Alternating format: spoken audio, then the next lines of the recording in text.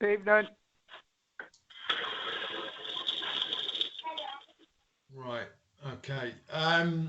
So the exec met today. Obviously, I think everybody would have got that now.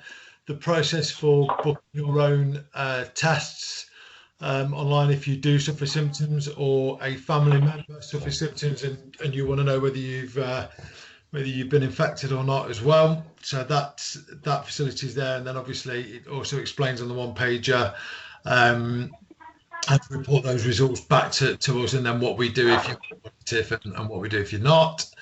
Um, where the stickers for the vans have arrived in Peterborough and will also start to be sent out to home addresses. Put those on.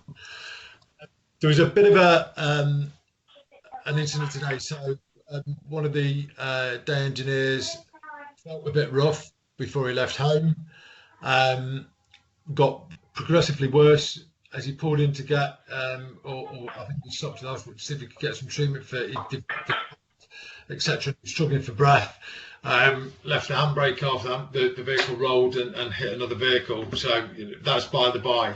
My main point on this, guys, is, and I can't stress this enough to you, if you feel ill, if you have any of those symptoms, please do yourself a favour and just call it in as, if you think it is COVID-19, you call it in as COVID-19.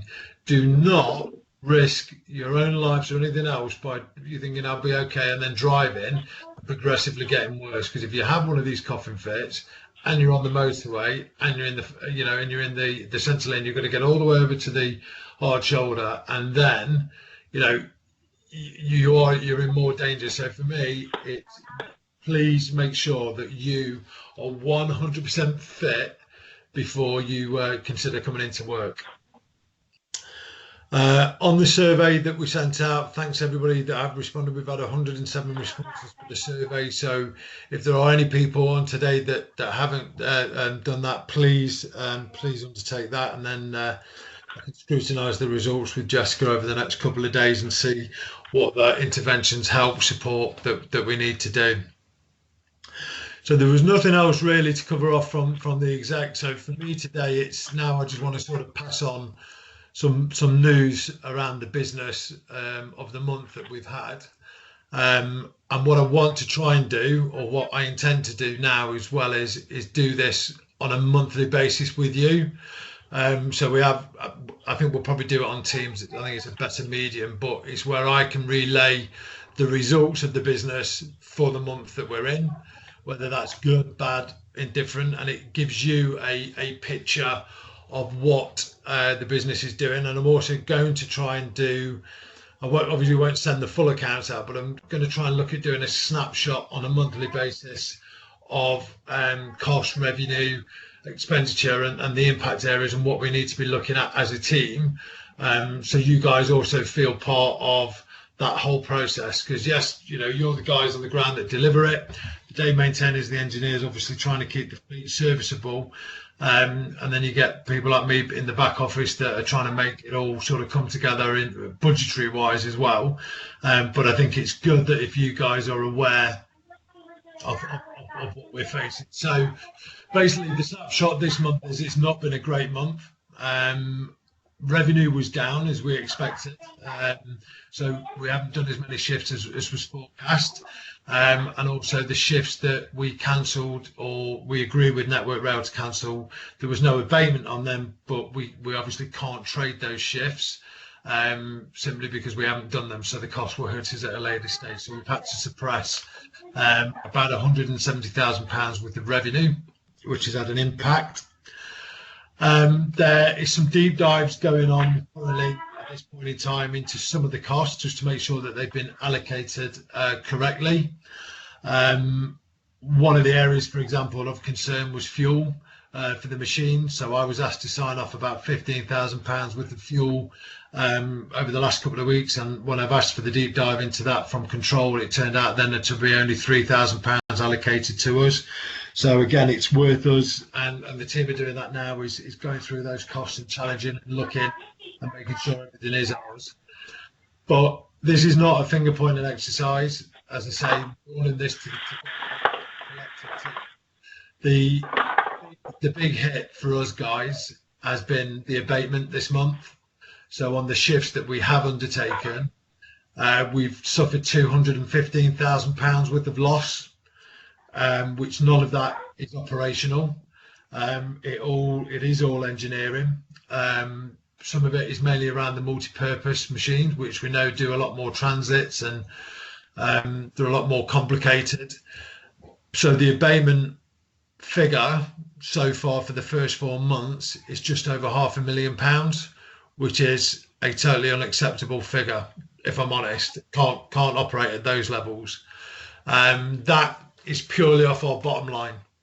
So had we not had the 200 grand, had we had what we figured we might get, worst case say 100, with some of the challenges that we're putting back onto the business around the cost, we would have probably made our target this month of 160 without the stretch that we had put on us.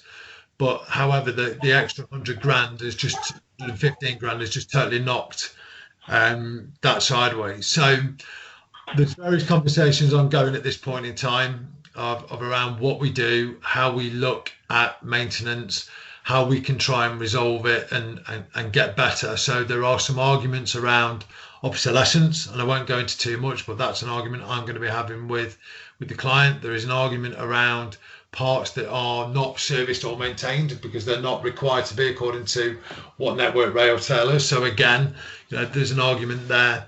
But I think for us, and I know when before I annoyed you all with the hotels sort of side of it, some of you came forward, and when we asked for this working group to be put together to help us implement some of these improvements that we're looking at, I think we're going to have to try and do the same on the engineering thing. And I say that because I'm not an engineer. Like I say, if an oil rig breaks, I know what goes on.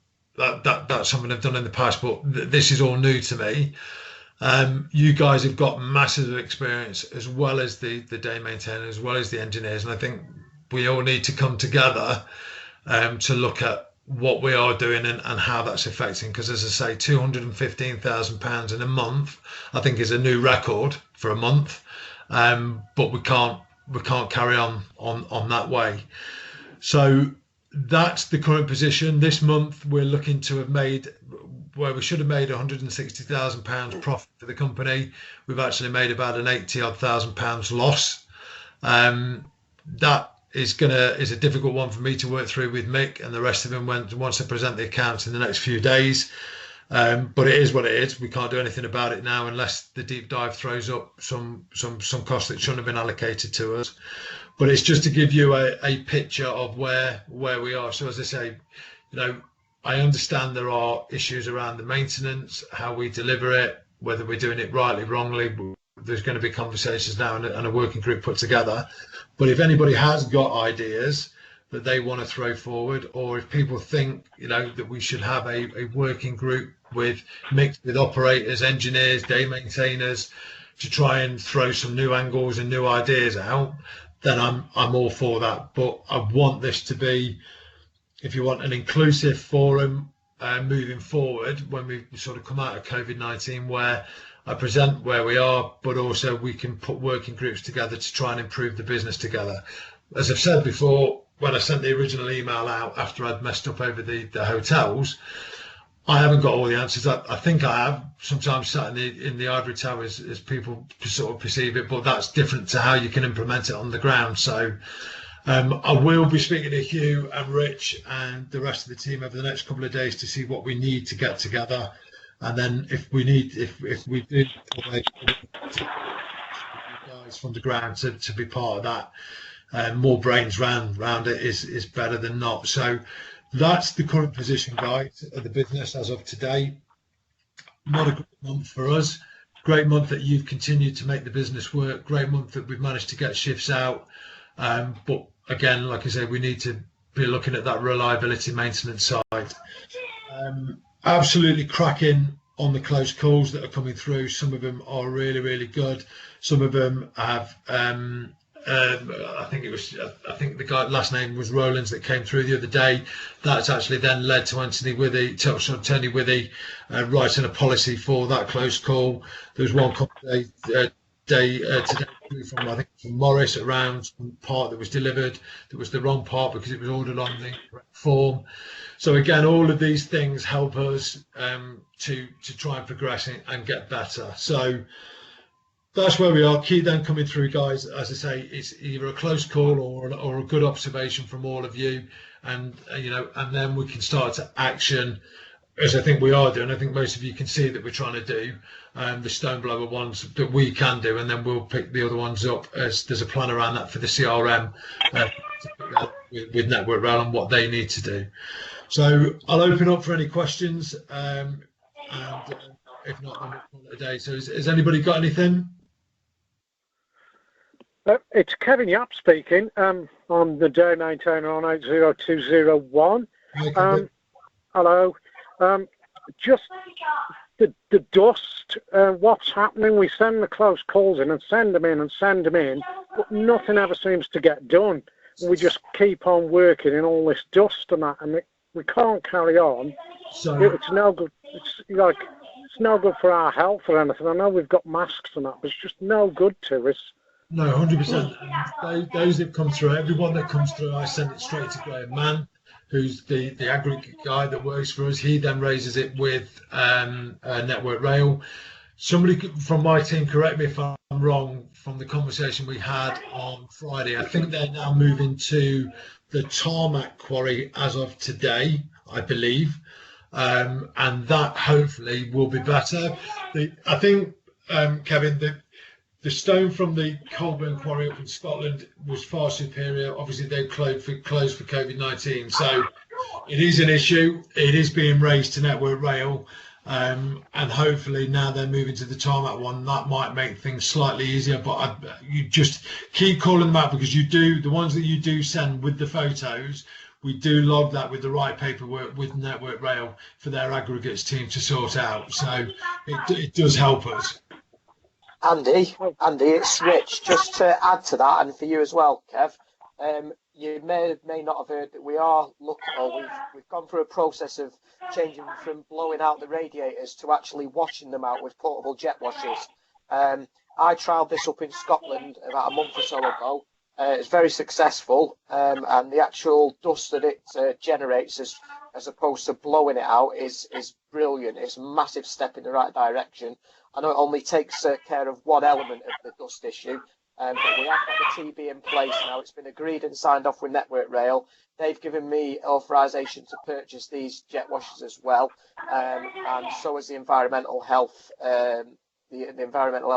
Agency. So literally within the next sort of week or so, we should have these land. They'll be distributed to the machine, so we can use them instead of blowing out the radiators. So there's another step forward for dust. Okay, Kev, does that answer it, or? Yeah, that's great. Thank you very much. Yeah, okay. Thank you. Any others, guys? No. Okay, look, I won't keep you. Again, if you've got time and you haven't done the survey, if you could, that would be fantastic. And I shall speak to you all again on Friday after the executives met again. If there's anything in between that, we'll hold a meeting or get the information out to you. Have a safe week, and again, I thank you for everything that you're doing. Cheers, guys.